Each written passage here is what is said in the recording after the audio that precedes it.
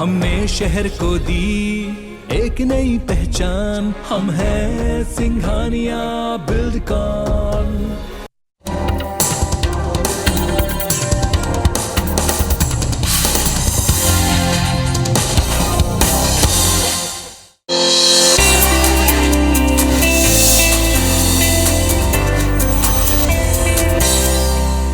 नमस्कार, स्वागत है आपका IBC 24 में और मैं हूं आपके साथ शालिनी हाडिया। आप देख रहे हैं सेहत से जुड़ा हमारा खास कार्यक्रम हेल्थ गुरु। हर साल 10 अप्रैल को वर्ल्ड होम्योपैथी डे मनाया जाता है। इसका मकसद होता है लोगों को होम्योपैथी पद्धति के प्रति जागरूक करने की, उन्हें बताने की कि ये पद्धति कितनी ज़्यादा कारगर साबित हो रही है। भारत देश की अगर बात की जाए तो 100 साल से ज़्यादा समय हो गया है इस पद्धति का इस्तेमाल करते हुए, और गंभीर और जटिल से जटिल मरीजों का इलाज इस पद्धति से संभव हो पाया है। वर्तमान सिनेरियो क्या कहता है, कितना कुछ बदलाव हुआ है, और कोरोना काल के सफल प्रयोग के बाद अब होम्योपैथी इलाज की डिमांड कितनी ज़्यादा बढ़ गई है, मरीजों के लिए ये कितना ज़्यादा रामबाण साबित हो रहा है, इन सब पे करेंगे चर्चा आज के हमारे इस हेल्थ गुरु में। तो चलिए आगाज करते हैं हेल्थ गुरु का। आज हमारे साथ इंदौर स्टूडियो में मौजूद है इंदौर के जाने माने वरिष्ठ होम्योपैथी चिकित्सक डॉक्टर A.K. द्विवेदी। इसके साथ ही ये advance homeopathy health centre homeopathy medical research private limited के CEO भी है। सर, बहुत बहुत स्वागत है IBC 24 में। आप सभी को विश्व होम्योपैथी दिवस की हार्दिक शुभकामनाएं। आप सभी लोग अपनी किसी भी हेल्थ समस्या के लिए, किसी भी बीमारी के लिए होम्योपैथिक दवाइयों का सेवन करें। होम्योपैथिक दवाइयाँ बिना किसी साइड इफ़ेक्ट के, बिना किसी एसिडिटी के आपकी स्वास्थ्य समस्याओं पर बहुत अच्छा कारगर है। सर, शुरुआत में करती हूँ कोरोना काल से, क्योंकि हमने देखा कि कोरोना काल में होम्योपैथी एक सफल प्रयोग साबित हुआ है। बहुत से ऐसे गंभीर मरीज से जो इस पद्धति के इस्तेमाल से आज बेहतर जीवन जी रहे हैं। सर, इसी के साथ जुड़ा हुआ मेरा सवाल है कि हमने देखा कि आपने इस कदर मेहनत की थी कि खुद मुख्यमंत्री शिवराज सिंह चौहान ने गणतंत्र दिवस के अवसर पर आपका सम्मान किया। मैं बात करता हूँ स्टार्टिंग की, तो हमारी 28 जनवरी 2020 को केंद्रीय होम्योपैथिक अनुसंधान परिषद में एक मीटिंग चल रही थी साइंटिफिक एडवाइजरी बोर्ड का। उस समय आयुष मंत्रालय से हमारे ऑफिस में कॉल आया डायरेक्टर जनरल को कि कोरोना जैसी बीमारी चाइना में चल रही है और उसके लिए आयुष या होम्योपैथी क्या कर सकता है। तो हम लोगों के मीटिंग में मैटर चेंज हुआ और कोरोना पे डिस्कस हुआ, जहाँ पर देश के काफ़ी सीनियर होम्योपैथिक डॉक्टर्स बैठे थे और सभी लोग वहाँ पे मीटिंग में बात कर रहे थे। तो जो कोरोना के केसेस चाइना में थे, उस पर उनके सिम्टम्स जो लैंसेट मैगजीन में छपा था उस पर देख करके और आर्सेनिक एल्बम नामक दवाई सेलेक्ट की गई। तो आर्सेनिक एल्बम हमारे केंद्रीय होम्योपैथिक अनुसंधान परिषद से आयुष मंत्रालय को भेजी गई और 29 जनवरी 2020 को एक एडवाइजरी जारी की गई आयुष मंत्रालय से कि लोग आर्सेनिक एल्बम इम्यूनिटी बढ़ाने के लिए ले सकते हैं। और हमारे इंदौर में अगर मैं बात करूं तो उस समय कोई केस नहीं था, पूरे देश में ही केस नहीं था। पहला केस जो रिपोर्ट हुआ था हमारे देश में वो 30 जनवरी 2020 को हुआ था। तो कहने का मतलब ये है कि जब केस ही नहीं था, जब हमारे देश में केस नहीं था, उसके पहले से हम लोग इस पे कार्य कर रहे हैं। और जब हमारे यहाँ इंदौर में कोरोना बढ़ने लगा मार्च अप्रैल में, तो उसके बाद मैंने देखा कि स्थिति बहुत अनियंत्रित सी हो रही थी इंदौर में। किसी भी चिकित्सक को ये नहीं समझ रहा था कि क्या करना चाहिए, किसी भी अस्पताल वालों को ये नहीं समझ रहा था कि कैसे इलाज करना चाहिए, क्योंकि जो वेल नोन चिकित्सा प्रणाली थी और हमारे अस्पताल थे, उन लोगों को इसका समुचित इलाज पता नहीं था। तो उसके बाद मैंने अप्रैल में माननीय मुख्यमंत्री शिवराज सिंह जी को एक पत्र लिखा कि पूरे प्रदेश में यदि लोगों को बचाना है तो हमें आयुष मंत्रालय के सलाह पर जाना चाहिए और आर्सेनिक एल्बम डिस्ट्रीब्यूट किया जाना चाहिए, जिससे हम लोगों को ज़्यादा संक्रमित होने से बचा सकते हैं। और शिवराज सिंह चौहान जी ने हमारे पत्र को बहुत पॉजिटिव लिया और उन्होंने पूरे प्रदेश में आर्सेनिक एल्बम बंटवाई, उसके साथ उन्होंने आयुष का काढ़ा भी बंटवाया और उसका असर ये हुआ कि कहीं न कहीं जो बहुत तेज पीक था उससे राहत मिली प्रदेशवासियों को और लोग कोरोना के संक्रमण होने से ही बच सके, मतलब संक्रमित ही होने से बच सके। और ऐसे ही जब 2021 में भी बहुत ज़्यादा ये चरम पर थी परेशानी और जब लोगों को ऑक्सीजन लेवल कम हो जा रहा था, लोगों को अस्पतालों में जगह नहीं मिल पा रही थी, तब अस्पताल में एडमिटेड मरीज़ पर भी हम लोगों ने होम्योपैथिक दवाइयाँ दिया और वहाँ से वो लोग जल्दी डिस्चार्ज होकर के अपने घर पहुँचे। शायद यही सब देख करके हमारे इंदौर के जिला प्रशासन ने हमारा नाम प्रस्तावित किया होगा और गणतंत्र दिवस पर माननीय मुख्यमंत्री जी ने सम्मानित किया। उसके लिए मैं इंदौर जिला प्रशासन और माननीय मुख्यमंत्री जी तथा सांसद जी को धन्यवाद देना चाहता हूँ। सर, हमने ये भी देखा कि कोरोना के बाद सिनेरियो बहुत ज़्यादा परिवर्तित हो गया, लोगों का बिहेवियर चेंज हमने देखा, लोग ज़्यादा गुस्सा करने लगे हैं, एक मानसिक ट्रॉमा से गुजर रहे हैं, डिप्रेशन होने लगा है। ऐसे में सर होम्योपैथी कितनी कारगर है उन लोगों के लिए? जी शालिनी जी बिल्कुल सही बात कर रही हैं। मैं भी देखता हूं कि जब कोरोना का पहला वेव था उसके बाद जब पेशेंट आए तो काफ़ी डरे हुए थे, घबराए हुए थे। जो स्टूडेंट थे उनको ये नहीं पता था कि वापस कॉलेज कब चालू होगा, वापस उनकी कोचिंग कब चालू होगी, एग्ज़ाम कैसे होएगी। इसी तरीके से जो बिजनेसमैन थे हमारे वो डरे हुए थे कि उनकी वापस दुकानें कब खुलेंगी, वापस बिजनेस वैसा सेट होगा या नहीं होगा। ये डर बहुत ज़्यादा हावी था पहले और दूसरे वेव के बीच में। लेकिन जब दूसरा वेव आया तो उस समय डर और अधिक बढ़ गया। उस समय जो डर था वो ये था कि हमारी जान कैसे बच जाएगी, हम जिंदा रहेंगे या नहीं रहेंगे, ये लोगों के अंदर बहुत ज़्यादा डर भर गया। तो ये जो डर था ये एक दिन में ख़त्म नहीं हो जाता है, उसका असर हमारे शरीर पर वो निरंतर रहता है। तो वो असर हमें आज भी देखने को मिल रहा है। कई लोगों की नौकरी चली गई, कई लोगों की सैलरी में 30% तक की कटौती हो गई। तो ऐसे लोग जिनकी सैलरी में कटौती हो गई या ऐसे लोग जिनकी नौकरी चली गई, उनको अपना परिवार पालने का जो स्ट्रेस है वो हमारे कहीं न कहीं व्यवहार में, बर्ताव में आता है। उसके कारण लोगों में गुस्सा बढ़ गया, स्ट्रेस बढ़ गई, अनिद्रा बढ़ गई। उस पर हम लोग होम्योपैथी जो दवाइयाँ दे रहे हैं वो उनको ठीक कर रही, मतलब मानसिक और शारीरिक दोनों स्वास्थ्य प्रदान कर रही है। और अगर आप स्वास्थ्य की डेफिनेशन देखेंगे WHO की तो उसमें ये लिखा भी है कि मानसिक और शारीरिक के साथ साथ आध्यात्मिक और सामाजिक रूप से स्वस्थता ही स्वस्थता कहलाती है। तो होम्योपैथिक दवाइयाँ होलिस्टिक ट्रीटमेंट कराती हैं। वो मानसिक जो चिड़चिड़ापन है, गुस्सा है, उससे लोगों को छुटकारा दे रही हैं, साथ में बिना किसी सिडेटिव के नॉर्मल नींद प्रदान कर रही हैं, जिसके कारण अगले दिन वो व्यक्ति खूब अच्छा अपने आप को नॉर्मल महसूस करता है। सर, हम देख रहे हैं अभी वर्तमान सिनेरियो जो बना हुआ है विश्व स्तर पर, यूक्रेन और जिस तरह से रूस के बीच युद्ध चल रहा है, श्रीलंका की हालत बेहद ज़्यादा खराब है आर्थिक मोर्चे पर। विश्व स्तर का जो डिस्टर्बेंस है वो आम जनता के जीवन पर भी पड़ा है। वो स्ट्रेस को कैसे कम किया जा सकता है? एक्चुअली जब हम बात करते हैं सर्वे भवन्तु सुखिनः सर्वे सन्तु निरामया, तो हम होलिस्टिक की बात करते हैं, पूरे वर्ल्ड की बात करते हैं, एक ग्लोबल हेल्थ की बात करते हैं। और जब किसी भी देश में, चाहे यूक्रेन हो, चाहे रूस हो, चाहे चाइना हो, चाहे श्रीलंका हो, कहीं भी युद्ध चल रहा हो या कहीं भी जटिल बीमारी चल रही हो, तो उसका प्रभाव निश्चित रूप से हमारे देश पे भी पड़ता है। और अर्थव्यवस्था एक बहुत बड़ा कारण होता है स्वास्थ्य के लिए। जो लोग अर्थव्यवस्था से लड़ रहे होंगे उनका स्वास्थ्य नॉर्मल कैसे रह सकता है, तो वो समझना बहुत ज़्यादा ज़रूरी है।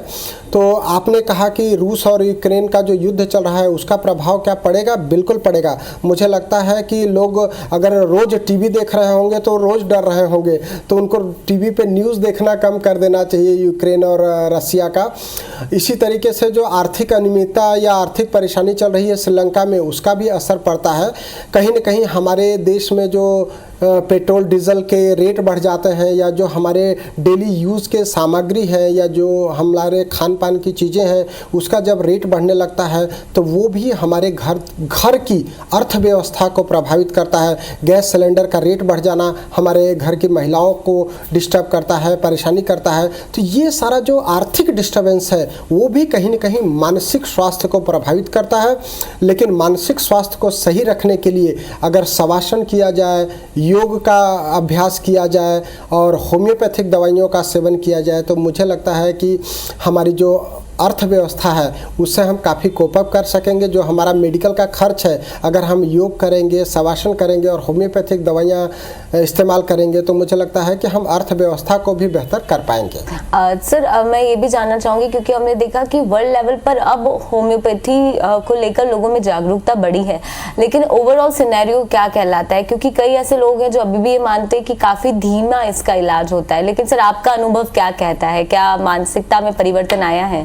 शालिनी जी, बहुत मानसिकता में परिवर्तन आया है। मैं पिछले 22-25 सालों से होम्योपैथी चिकित्सा कर रहा हूं और मैंने देखा कि जो लोग ये बात करते थे कि होम्योपैथिक दवाइयों में बहुत समय लगता है, वो बिल्कुल झूठा साबित हुआ है। जब लोगों की बीमारी बहुत पुरानी हो जाती है और गंभीर हो जाती है तब वो 10 साल 15 साल पुरानी बीमारी हमारे पास लेकर के आते हैं, जैसे गठिया है, अस्थमा है या ब्लीडिंग पाइल्स है। उनको पुरानी परेशानी रहती है, तब वो दवाई लेते रहते हैं, ठीक नहीं होता है, तब हमारे पास होम्योपैथी ट्रीटमेंट के लिए आते हैं। और जब हमारे पास आते हैं तो कुछ महीनों की होम्योपैथिक ट्रीटमेंट से वो बिल्कुल ठीक हो जाते हैं। उसके बाद उनको दूसरी कोई दवाई ही लेनी नहीं पड़ती क्योंकि वो परेशानी ही नहीं होती है। तो बहुत ज़्यादा लोगों के सोच में परिवर्तन आया है और सबसे ज़्यादा परिवर्तन देखने को हमको मिला है कोरोना के बाद। कोरोना के पहले दूसरे चिकित्सा प्रणाली के चिकित्सक ये बोलते थे कि आप हमारी दवाइयों के साथ होम्योपैथी नहीं ले सकते हैं, तो उसको कोरोना ने झूठा साबित कर दिया। ऐसे मरीज जो अस्पताल में एडमिट थे, वहाँ के एडमिटेड जो ट्रीटमेंट थे उसको उन्होंने लिया, जो गवर्नमेंट की गाइडलाइन थी उसका पालन किया, उसके साथ में उन्होंने होम्योपैथी दवाइयाँ लिया, उसके साथ में काढ़ा लिया, उसके साथ में योग किया, उसके साथ में भाप लिया, नेचुरोपैथी लिया। कहने का मतलब ये है कि जो होलिस्टिक ट्रीटमेंट की बात थी वो कोरोना ने साबित कर दिया कि एक दूसरी चिकित्सा प्रणाली के साथ किसी भी दूसरी चिकित्सा प्रणाली की दवाइयाँ सेवन की जा सकती है। इसमें किसी भी प्रकार का कोई आपस में मतभेद या आपस में कोई झगड़ा नहीं होता है दवाइयों का। हमारा जो मूल उद्देश्य है वो मरीजों की बीमारी को ठीक करना या मरीज को स्वास्थ्य प्रदान करना। उसमें सभी चिकित्सा प्रणालियाँ मिलकर के भी संयुक्त रूप से भी मरीजों की बीमारी को ठीक कर सकते हैं। हेल्थ गुरु में आज हम बात कर रहे हैं होम्योपैथी पद्धति का वर्तमान सिनेरियो और भविष्य की रूपरेखा के बारे में डिस्कस कर रहे हैं और जानने की कोशिश कर रहे हैं कि ये पद्धति कितनी ज़्यादा फायदेमंद साबित होती है। इंदौर स्टूडियो से लगातार मेरे साथ डॉक्टर ए.के. त्रिवेदी जुड़े हुए हैं। सर, हमने ये देखा कि वर्तमान में जो सिनेरियो बदला है उसके साथ साथ हमने देखा कि एप्लास्टिक एनीमिया हो या सिकल सेल हो या थैलेसीमिया हो, इसमें होम्योपैथी काफ़ी बेहतर काम कर रही है और यही एक परिणाम है कि देश भर से मरीज जो है वो आपके पास इलाज कराने भी आते हैं। सर, क्या है इसके पीछे की USP? Shalini ji, aplastic anaemia, sickle cell anaemia या थैलासीमिया जिस पे आप बात कर रही हैं बहुत ही गंभीर समस्या बनी हुई है लोगों के हेल्थ को लेकर के। सिकल सेल एनीमिया में क्या होता है, हमारा आरबीसी का शेप चेंज हो जाता है, उसका अर्ध चांद या हसिया का शेप ले लेता है, जिससे लोगों के हीमोग्लोबिन कम होने लगते हैं और जल्दी जल्दी ब्लड चढ़ाने पड़ते हैं। ये एक हेरिडिटी बीमारी है। इसी तरीके से थैलासीमिया जो है वो भी हेरिडिटी बीमारी है, जिसमें पैदा होने के बाद जो नॉर्मल व्यक्ति में एडल्ट हीमोग्लोबिन होना चाहिए था वो उस बच्चे में फीटल हीमोग्लोबिन सर्कुलेट होने लगता है, उससे उसका हीमोग्लोबिन कम होने लगता है। तो ये दोनों ही परेशानियां हेरिडिटी हैं। ये बहुत ही गंभीर तरह की बीमारी है और इस पर हमारे देश के प्रधानमंत्री भी काफ़ी चिंतित हैं कि कुछ ऐसा लोगों को खोजना चाहिए, साइंटिस्ट ने या चिकित्सकों ने काम करना चाहिए कि इस तरह की बीमारी से लोगों को बचाया जा सके। मैं भी होम्योपैथी ट्रीटमेंट से काफ़ी बेहतर इस पर काम कर रहा हूँ। अभी तक थैलासीमिया या सिकल सेल एनीमिया का कोई मरीज ठीक तो नहीं हुआ पूरी तरह से, क्योंकि हेरिडिटी बीमारी है, लेकिन उनको जो जल्दी जल्दी ब्लड चढ़ाना पड़ता था उसमें हमने काफ़ी राहत दिला पाया है। जो उनको बॉडी पेन होता था या दूसरी परेशानी होती थी, आयरन स्टोरेज हो जाता था पूरे बॉडी में, या स्प्लीन बढ़ जाता था या लीवर बढ़ जाता था या उनकी हाइट नहीं बढ़ती थी, बहुत सारी परेशानियां होती थी, उस पर हमने काफ़ी ब्रेक लगा दिया है। होम्योपैथिक दवाइयां उस पर काफ़ी अच्छा कार्य कर रही हैं। लेकिन जो आपने अप्लास्टिक एनीमिया की बात किया, अप्लास्टिक एनीमिया एक और गंभीर तरह की बीमारी है। इसमें क्या होता है कि हमारा बोन मैरो जो ब्लड बनाने की फैक्ट्री है वो अप्लास्टिक हो जाता है, मतलब बनाना ही बंद कर देता है। तो इसमें हमारे आरबीसी, डब्ल्यूबीसी, प्लेटलेट्स जिसको हम पैनसाइटोपेनिया बोलते हैं, और हीमोग्लोबिन सब कम हो जाता है। प्लेटलेट्स तो नॉर्मल जो 1.5 लाख से 4 लाख होना चाहिए वो मरीजों में 2000, 3000, 1000 या 500 और कभी कभी 0 हो जाता है। ऐसे मरीज भी हमारे पास संपर्क में आए जो एम्स में या पीजीआई में एडमिट थे और उनको रोज़ वहाँ प्लेटलेट चढ़ता था, फिर भी उनका प्लेटलेट्स नहीं बढ़ पाता था और उनको हर 3 दिन 5 दिन में ब्लड और प्लेटलेट लगाना पड़ता था। और जब ऐसे मरीजों को हमने होम्योपैथिक ट्रीटमेंट दिया तो उन्हें काफ़ी अच्छा इसका असर देखने को मिला और कई सारे पेशेंट तो होम्योपैथी ट्रीटमेंट से पूरी तरह से ठीक हो चुके हैं। ठीक होने के बाद भी उनका हम लोग सीबीसी करा करके 6 महीने साल भर देखते हैं। वो ठीक होने के बाद होम्योपैथी ट्रीटमेंट भी हम नहीं ले रहे हैं और किसी अन्य चिकित्सा प्रणाली का भी इलाज नहीं ले रहे हैं। पूरी तरह से नॉर्मल लाइफ व्यतीत कर रहे हैं, स्वस्थ हैं और उन्हें न तो ब्लड चढ़ाना पड़ रहा है न प्लेटलेट चढ़ाना पड़ रहा है। इसका जो मेन कारण है, अगर बच्चों में देखें तो नाक से ब्लड आना या मुंह से ब्लड आना। इसी तरीके से अगर मैं महिलाओं की बात करूं तो उनको प्रोफ्यूज मेंस्ट्रुअल ब्लीडिंग, उनको जो मासिक स्राव होता है ब्लड का वो 2 महीने, 3 महीने, 4 महीने चलता रहता है। वो लोग अपने घर में नहीं बताते हैं, डॉक्टरों को लेट जा कर के बताते हैं। उससे कहीं ना कहीं बोन मैरो प्रभावित होता है। इसी तरीके से जो ब्लीडिंग पाइल्स के मरीज हैं, उनको लंबे समय से ब्लीडिंग पाइल्स रहता है, वो उसको अवॉइड करते हैं या डॉक्टरों को नहीं बताते हैं शर्म के कारण। उससे कहीं ना कहीं अप्लास्टिक एनीमिया जैसी परेशानी हो जाती है।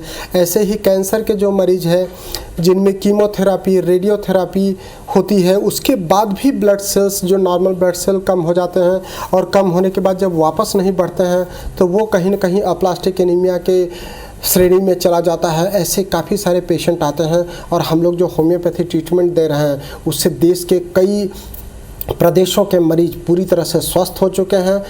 सर, हमने देखा गर्मी अब शुरू हो गई है। गर्मी के मौसम में हम देखते हैं कि पेशाब में जलन और बहुत सारे यूरिन इन्फेक्शन इस दौरान देखने को मिलते हैं। किस तरह की दवाइयाँ इस समय लेने की ज़रूरत है? मरीजों को क्या कुछ सलाह देंगे? बिल्कुल शालिनी जी, गर्मी के समय की अगर मैं बात करूं तो गर्मी में सिर दर्द बहुत कॉमन है। माइग्रेन की जिनको परेशानी रहती है वो धूप में जैसे निकलते हैं तो उनको परेशानी हो जाती है। सन स्ट्रोक या हीट स्ट्रोक हो जाता है। इसी तरीके से एक और जो बहुत ही कॉमन सी परेशानी है वो यूटीआई है, यूरिनरी ट्रैक्ट इन्फेक्शन बार बार हो जाता है या पेशाब में जलन हो जाता है। कई बार तो मेरे पास पेशेंट आते हैं, वो बताते हैं कि उनको इतना ज़्यादा जलन और दर्द होता है कि वो पेशाब जाने से ही डरते हैं। तो ऐसी स्थिति न बने उसके लिए आपको बहुत प्रॉपर तरीके से पानी लेना चाहिए। ड्रिंकिंग वाटर, हम लोग देखते हैं कि पानी कम पीते हैं, पानी कम पीने से यूरिन कॉन्सेंट्रेटेड हो जाता है, उसके कारण ये परेशानी हो सकती है। जिन लोगों को स्टोन की परेशानी रहती है तो स्टोन में भी अगर पानी की कमी हो जाएगी तो छोटे छोटे स्टोन भी दर्द करा सकते हैं। तो आपको पानी ज़्यादा लेना चाहिए। इसी तरीके से आप छाछ ले सकते हैं गर्मी में, नींबू पानी ले सकते हैं, जो आम का झोलिया होता है या आम का पना बोलते हैं वो ले सकते हैं, सत्तू का शरबत ले सकते हैं। ऐसे बहुत सारे नेचुरल पदार्थ हैं जिसके सेवन से हम यूटीआई से बच सकते हैं या पेशाब के जलन से बच सकते हैं या फिर हम हीट स्ट्रोक को भी अवॉइड कर सकते हैं। और अगर आपको धूप से सिर दर्द की शिकायत है तो अगर आप धूप में जा रहे हैं तो सिर पर कपड़ा बांध करके चलें या टोपी लगा करके चलें, तो उससे भी सिर दर्द या माइग्रेन से बचा जा सकता है। उसके लिए हम लोग यहाँ हमारे एडवांस जो हमारा योग और नेचुरोपैथी का हॉस्पिटल है उसके लिए हम लोग सिरोधारा करा रहे हैं मरीजों को और मड थेरापी दे रहे हैं। मिट्टी चिकित्सा, पूरे शरीर पर मिट्टी का लेप लगा करके उनको थोड़ी देर रख दिया जाता है, उससे पेशाब की जलन काफ़ी अच्छी ठीक हो जाती है और सिरोधारा से सिर दर्द और माइग्रेन में काफ़ी अच्छा राहत मिल रहा है। तो होम्योपैथी और नेचुरोपैथी के सहयोग से आप इस तरह की बीमारियों से आसानी से बच सकते हैं। सर, यौन रोग क्या है, इसे गुप्त रोग क्यों कहते हैं और होम्योपैथी में इसका इलाज कितना ज़्यादा कारगर साबित हो रहा है? गुप्त रोग होते ही नहीं है, ये पता नहीं कहाँ से वर्ड आ गया गुप्त रोग का। कोई भी रोग गुप्त कहाँ से है? गुप्त रोग बोल बोल करके ही तो बीमारी बढ़ा देते हैं। जैसे हमारे शरीर के दूसरे अंग हैं वैसे ही हमारे यौन अंग भी है। यौन अंग या यौन बीमारी, यदि कोई भी बीमारी संक्रमण हो गया, कोई परेशानी हो गई, आप अपने जो चिकित्सक हैं, फैमिली फिजिशियन हैं, उनसे डिस्कस करिए। करिए, जो ऑलरेडी शिक्षित डॉक्टर हैं उनसे चर्चा करिए। कोई भी रोग गुप्त नहीं होता है, हमारे यौन अंग भी हमारे शरीर के ही अंग हैं, उस पर भी आपको खुलकर चर्चा करना चाहिए आपके चिकित्सक से। और होम्योपैथिक दवाइयों से बहुत सेफ तरीके से इसका इलाज होता है, उसका शरीर पर कोई साइड इफ़ेक्ट नहीं होता है, तो आप यौन रोगों के लिए भी होम्योपैथिक दवाइयों का इस्तेमाल कर सकते हैं। सर, इस बार की थीम क्या रहने वाली है वर्ल्ड होम्योपैथी डे पर? वर्ल्ड होम्योपैथी डे पे इस बार की जो थीम है वो है हमारा एजुकेशन, रिसर्च और ट्रीटमेंट। आप देखेंगे कि होम्योपैथी में निरंतर डेवलपमेंट होता जा रहा है, लोग ट्रीटमेंट को अपना रहे हैं, हमारे होम्योपैथी में रिसर्च भी अब बढ़ रहा है, और जो एजुकेशन है, हमारे जो होम्योपैथी कॉलेजेस हैं उसको भी काफ़ी बेहतर कर रही गवर्नमेंट ऑफ इंडिया। जब 2014 में आयुष मंत्रालय बना उसके बाद काफ़ी चेंजेस आए हमारे देश में, काफ़ी सारे national institute of homeopathy, Ayurveda इस तरह के बनाए जा रहे हैं। तो जो थीम है वो ये है कि हम ट्रीटमेंट को कैसे प्रभावी बनाएं, उसमें इन्वेस्टिगेशन का क्या रोल हो सकता है। इसी तरीके से जो जटिल बीमारियां हैं, आप देख रहे हैं कैंसर की मैं बात कर रहा था, अप्लास्टिक एनीमिया की बात कर रहा था, आर्थराइटिस या स्पॉन्डिलाइटिस या अस्थमा या स्किन की बीमारियां, सोरियासिस, एक्जिमा, जो किसी भी अन्य चिकित्सा प्रणाली से ठीक नहीं हो पा रही, उसको हम कैसे प्रभावी ट्रीटमेंट दें होम्योपैथी से, और रिसर्च को हम पब्लिश कराएं, सो दैट कि लोगों का जो विश्वास है वो हम हासिल कर सकेंगे। तो हमारा जो इस बार का थीम है वो है रिसर्च, एजुकेशन और ट्रीटमेंट। सर, जाते जाते सभी दर्शकों को क्या हेल्थ टिप्स देना चाहेंगे जो अपने जीवन में कम से कम वो उस टिप्स को फॉलो कर सकें? मैं बहुत छोटी सी सलाह देना चाहता हूं कि अगर आप मोबाइल चलाते चलाते रात को 2 बजे या 4 बजे सोते हैं तो ये बंद कर दीजिए। मोबाइल चलाने का एक लिमिट रखिए। आप अगर 11 बजे रात को बंद करना चाहते हैं, 11 बजे बंद कर दीजिए, 12 बजे बंद कर दीजिए, 12:30 बजे बंद कर दीजिए। एक लिमिट कहीं ना कहीं मोबाइल चलाने की रात को कम से कम आखिरी लिमिट निर्धारित कर लीजिए। 12, 12:30 बजे तक अवश्य सो जाइए। मल्टी सिटीज़ में जो हमारी सिटी है उसमें युवा वर्ग रात को 2 बजे 4 बजे सो रहा है और सुबह 10 बजे 12 बजे उठ रहा है, ये ठीक नहीं है, हमारे स्वास्थ्य के दृष्टिकोण से बिल्कुल ठीक नहीं है। आप कहीं ना कहीं इसको लिमिट करिए। लोग क्या है कि देर तक सो करके उठते हैं, उसके बाद उनको डलनेस बनी रहती है। काफ़ी सारे पेशेंट हमारे पास आते हैं, वो बताते हैं कि मैं रात को देर से सोता हूँ और सुबह देर से उठता हूँ और दिन भर डलनेस बनी रहती है। तो ये डलनेस, थकान को हटाने का सबसे साधारण सा तरीका है कि रात में 12 बजे तक सोने का प्रयास करें और 7-8 घंटे नींद अवश्य लें, सो दैट कि आप दिन भर एनर्जेटिक और हेल्दी बने रहें। सर, बहुत इम्पोर्टेंट जानकारी बहुत छोटे से नोट में सर ने देने की कोशिश की, क्योंकि बेहद ज़्यादा ज़रूरी है कि आप खुद का ख्याल रखें, क्योंकि खुद का ख्याल रख पाएंगे तभी आपके जो सपने हैं, जो काम है आपको हर दिन के करने हैं, वो संभव हो पाएंगे। बहुत बहुत शुक्रिया सर हमारे साथ जुड़ने के लिए। तो आज की हमारी इस खास पेशकश में इतना ही। आप बने रहिए IBC 24 के साथ। नमस्कार। नमस्कार।